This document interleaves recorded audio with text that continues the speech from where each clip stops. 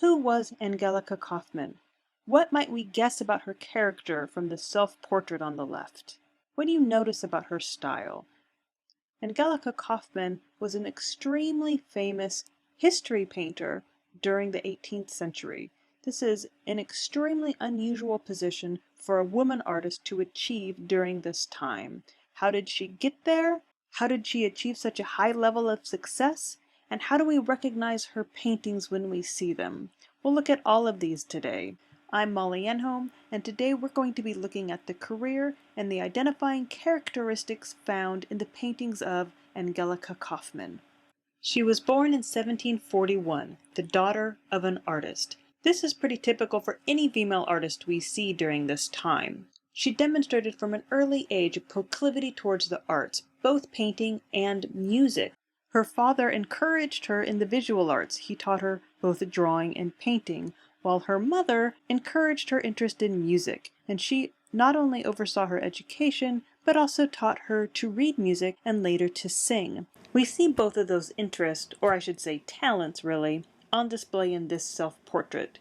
Her skills as an artist are quite evident here. She's only 12 or 13 years old, but look at that wonderful brushwork. Everything from her powdered wig to her powdery blue dress, that wonderful bow that she's wearing, all of it is a showcase of her talent. This is painted in 1753 at the height of the Rococo fashion, and this very much shows those skills, that style. And self-portraits such as these were very much meant to show the skills of the artist to prospective clients. But she's not only showing us her skills as an artist, she's also suggesting her skills as a singer. Because what is she holding? Sheet music, and she's looking at us so intently it's almost as if she's about to perform for us, or as if she's anticipating that we're going to request a number from her. And she was, by all accounts, talented as both an artist, as we can see, and as a singer. Soon after this painting, she begins to travel through Italy with her father. She begins getting commissions of her own, and by 1757, following the death of her mother, it appears that all of her attention was devoted to her career as an artist. Not that it was an easy decision, it must have lingered on her mind because decades later she will address this theme in another self-portrait. A few years later, in 1759, she returns with her father to Italy, where they stay for 6 years, traveling to different cities, and it was during this time that she first travels to Rome in 1764. Rome was one of the most important art destinations in Europe at this time. It was the high point of that grand tour. Many important artists had their studios there. It was a very competitive environment, and this is really where Kauffmann takes the next step. In 1765, at the age of 23, she was admitted into the Academy di San Luca, and she's also meeting a lot of really important people. Among them is Johanna Benkelman, whose portrait we see here. Taking a moment to look at this portrait, what do you think she's telling us about him, or his character? You might notice the color scheme, which you might describe as somber or earthy, due to the muted tones that she uses in this portrait. It's really quite elegant and sophisticated. It's all about substance. It's quite the opposite of the flash of the Rococo, which was all about style. Here, it's a little more subtle, a little more refined, a little more dignified. It's neoclassic. And we can assume a certain dignity to his character by how she presents him. He appears to be educated. He's shown reading and writing. He's looking off to the side as if lost in thought. It's almost as if we can look at this painting and hear Winkelmann thinking. As a reminder, Winkelmann was a key proponent of the neoclassical period. He was an advisor to major patrons of art, and he also wrote pivotal texts about the history of ancient art and architecture in ancient Greece and Rome. He is widely considered to be the first modern art historian. The notions of painting, sculpture, and architecture as the pinnacles of the visual arts are very much rooted in his ideas.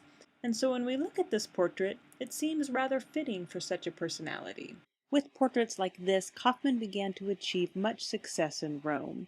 So she got to Rome in 64, she's admitted to the Academy in 65, and things are on a whirlwind. Soon, in 66, she leaves Italy and she travels up to England. Let's see what happens there.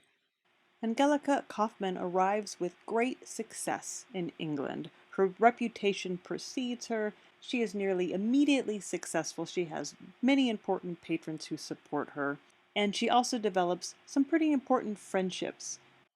Famously, or notoriously, depending on who you ask, was her friendship with Sir Joshua Reynolds. We see a pair of portraits they painted of each other here. The portrait of Angelica, or Angelica as she was called in England, or Miss Angel as she was referred to in Sir Joshua Reynolds' pocketbook, is absolutely stunning. I mean, her skin just glows. What a beautiful portrait. Sir Joshua Reynolds can paint me any time. And there is an equal amount of intimacy in her portrait of him. They both have such a look of affection on their faces in these portraits. And Kauffmann has put all kinds of props in this portrait to give an idea of who Reynolds was. His desk is cluttered. Amongst the books and papers we can make out Edmund Burke's Inquiry into the Sublime and the Beautiful, a very influential text. And then most overtly is that great portrait bust of Michelangelo in the background, an artist whom Sir Joshua Reynolds greatly admired. So we can see by the dates of these portraits that they were done relatively quickly after Kauffmann had arrived in England, and in the following year, in 1768, the Royal Academy was founded in London. Sir Joshua Reynolds was the founding president, and of the 34 founding members of the Royal Academy, only 2 were women. Those women, Mary Moser, a still life painter, and Angelika Kauffmann, can be seen in this engraving, but not where you might expect. Instead of being shown amongst all the men, they are represented solely by portraits hanging on the wall. And this is because within that group of men, it also appears that we're not just taking a group portrait in this engraving, but that we're showing an activity that would have happened at the Royal Academy. This appears almost as if it's a gathering of a life drawing class, because we see life drawing models, 2 male nudes. And so despite the women's admission to the Royal Academy, this would certainly not be an activity that they would be allowed to partake. In fact, even when working from Casterplast, did I just say Casterplast? I mean plaster casts, of course. The women were not allowed to draw any representations of the male genitalia, and so that portion of their drawing would just remain blank. What we see here are 2 of 4 paintings Kauffmann created for the Royal Academy, which represented the foundation of painting through allegorical figures. Each portrait depicted a muse-like female engaged in an activity which was meant to represent the different ideas related to color, design, invention, and composition.